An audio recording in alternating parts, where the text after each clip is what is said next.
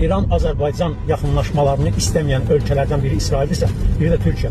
Erdoğan Çaldıran döyüşündən söhbət açır. 500 il bundan qabaq olmuş söhbətləri indi qaldırır. Niyə 6 ay bundan qabaq danışmırdı?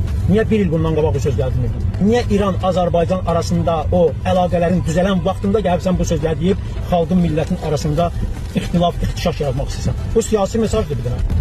Mən Erdoğanı tənqid edirəm bu çıxışına görə. Bu deməkdir ki, ay Türklər, ay ərəblər, ay İranı istəməyənlər, biz birləşsək bugün eləyə bilərik İranı yenə də məğlub eləyə bilərik. O sənin ürəyində qalacaq sənin. Erdoğan, bunu mən deyirəm ki, o sənin ürəyində qalacaq. Azərbaycan, İran dostluğu, qardaşlığı günbəgün güclənəcək, ortada o mutilçik kimi sən qalacaqsan.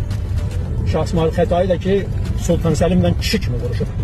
Bunu da bütün tarixçilər bilirlər.